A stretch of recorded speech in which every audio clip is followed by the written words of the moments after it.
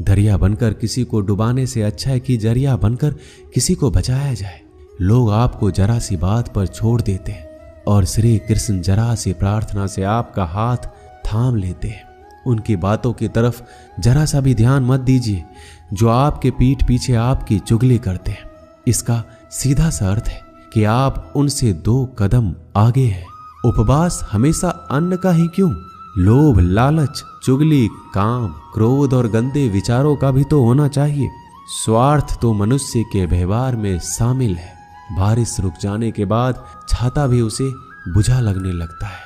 भरोसे में सावधानी भी आवश्यक है क्योंकि कभी कभी खुद के दांत जीभ को ही काट लेते हैं। अर्जुन ने 10 लाख सैनिकों को त्याग करके श्री कृष्ण को चुना। यह विश्वास का सबसे उत्तम उदाहरण है। अकेले चलने वाले लोग घमंडी नहीं होते, वो दरअसल हर काम में अकेले ही काफी होते हैं।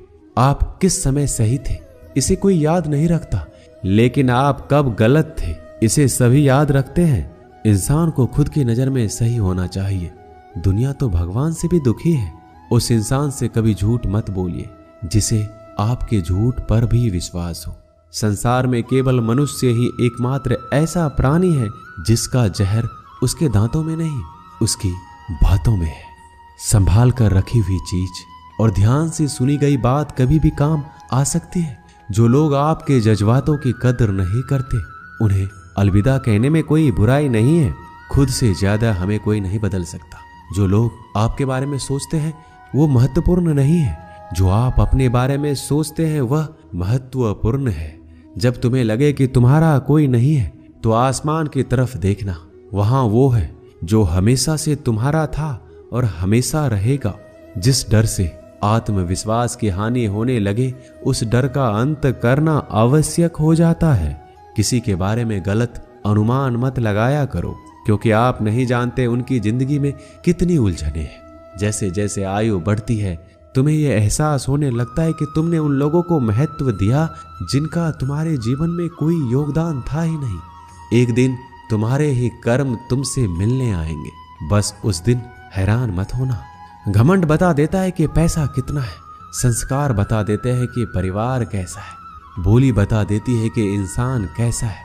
स्वार्थ का पता उससे नजदीकियां बढ़ने पर चलता है, निस्वार्थ का पता उससे दूरियां बढ़ने पर चलता है। छोटे व्यक्ति की ऊंची आवाज सच्चे व्यक्ति को चुप करा देती है, लेकिन सच्चे व्यक्ति का मौन झूठे व्यक्ति की जड़ें हिला देता है। जब लोग पूछते हैं कि आप क्या काम करते हैं तो असल में वो हिसाब लगाते हैं कि आपको कितनी इज्जत देनी है। आपका खुश रहना ही आपके दुश्मनों के लिए सबसे बड़ी सजा है। 2 ऐसी चीजें हैं जिनको देने से किसी को कुछ नहीं जाता, एक दुआ और दूसरी मुस्कुराहट। कुछ अलग करना है तो भीड़ से हटकर करिए। भीड़ साहस तो देती है पर पहचान छीन लेती है। जिस व्यक्ति के पास संयम की ताकत है उस व्यक्ति से कोई भी मुकाबला नहीं कर सकता। एक कड़वा सच, जब इंसान आपसे प्यार करता है तो आपकी बुराई भूल जाता है और आपसे नफरत करता है तो आपकी अच्छाई भूल जाता है। किसी भी व्यक्ति से अत्यधिक लगाव हानिकारक है क्योंकि लगाव उम्मीद की ओर ले जाता है और उम्मीद दुख का कारण बनती है। पढ़ाई करने से आधा जीवन गुजार देते हैं लोग और सीखते क्या है? एक दूसरे को नीचा दिखाना।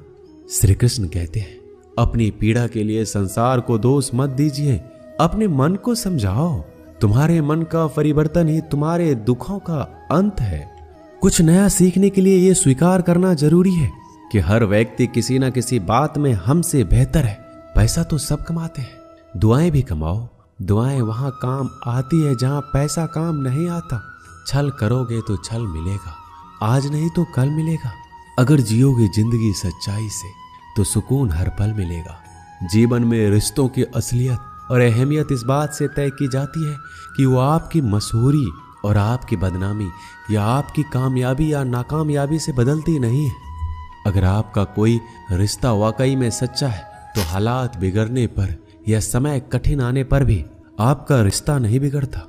घमंड और पेट जब ये दोनों बढ़ते हैं तब इंसान चाहकर भी किसी को गले नहीं लगा सकता। कोई भी इंसान अपनी जुबान और अच्छे कर्मों से पहचाना जाता है क्योंकि अच्छी बातें तो दीवारों पर भी बहुत लिखी होती है।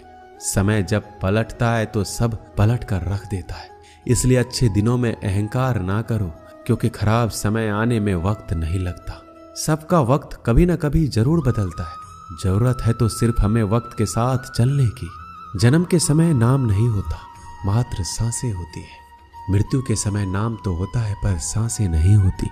इन्हीं सांसों और नाम के बीच की यात्रा को हम जीवन कहते हैं। बदलना तय है हर चीज का इस संसार में, बस कर्म अच्छे करें। किसी का जीवन बदलेगा, किसी का दिल बदलेगा, तो किसी के दिन बदलेंगे। आर्थिक स्थिति कितनी भी अच्छी क्यों ना हो, लेकिन जीवन का आनंद लेने के लिए मानसिक स्थिति अच्छा होना आवश्यक है। अगर तुम्हें अपने जीवन के सारे प्रश्नों के उत्तर चाहिए तो ये सभी प्रश्न तुम सिर्फ स्वयं से करो। संबंध कभी मीठी आवाज या सुंदर चेहरे से नहीं टिकते, वो टिकते हैं सुंदर हृदय और कभी ना टूटने वाले विश्वास से। अगर कोई काम करने लायक है तो उसे मन से करो, उसमें आपको सफलता प्राप्त होगी। आप अपने विचारों को बदलिए, निश्चित रूप से ये विचार आपके जीवन को बदल देंगे। एक बात याद रखिए कि स्वयं के अलावा किसी की शरण में मत जाओ।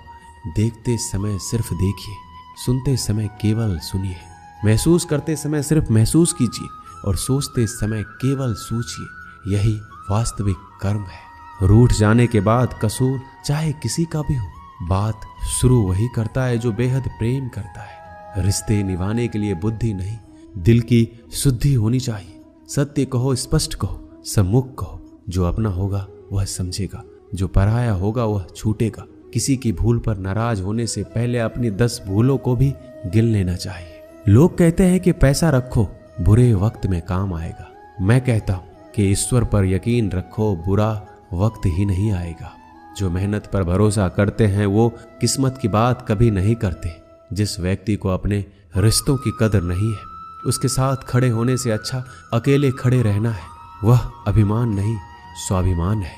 मेरी गलतियां मुझसे कहो, ना कि दूसरों से, क्योंकि सुधारना मुझे है, उनको नहीं।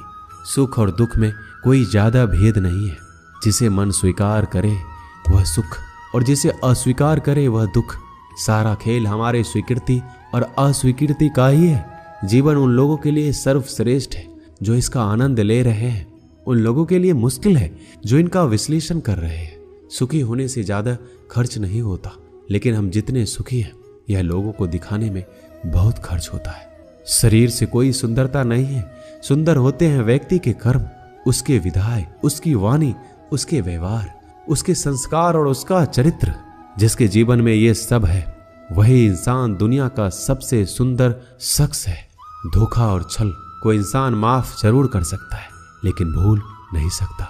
एक बार एक महात्मा अपने आश्रम में एक छोटे पालतू कुत्ते के साथ टहल रहे थे।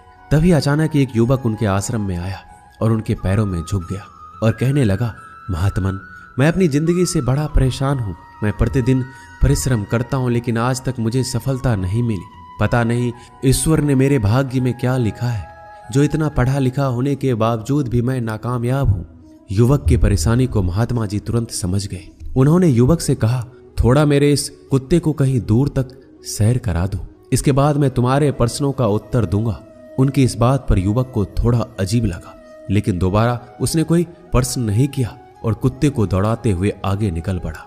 बहुत देर तक कुत्ते को सैर कराने के बाद जब युवक आश्रम में पहुंचा तो उन्होंने देखा कि युवक के चेहरे पर अभी भी तेज है, लेकिन वह छोटा सा कुत्ता थकान से जोर जोर से हाफ रहा था। इस पर महात्मा ने पूछा, मेरा कुत्ता इतना कैसे थक गया? तुम तो बड़े शांत दिखाई दे रहे हो, क्या तुम्हें थकावट नहीं आई? युवक बोला, महात्मन, मैं तो धीरे धीरे आराम से चल रहा था, लेकिन ये बड़ा अशांत था।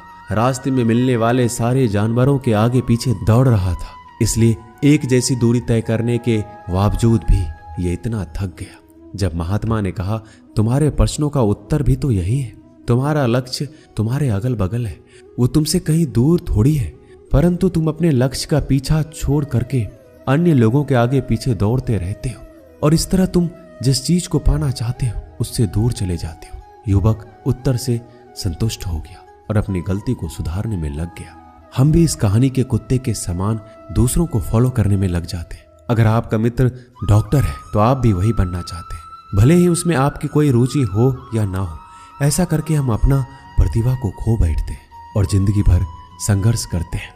हमें सफलता नहीं मिलती, इसलिए कभी दूसरों को फॉलो मत कीजिए, अपना लक्ष्य खुद बनाइए और उसके पीछे पूरे लगन से लग जाइए। दोस्तों, इस वीडियो में बस इतना ही। मिलते हैं अगली वीडियो में। अपना ख्याल रखिएगा। जय श्री कृष्ण।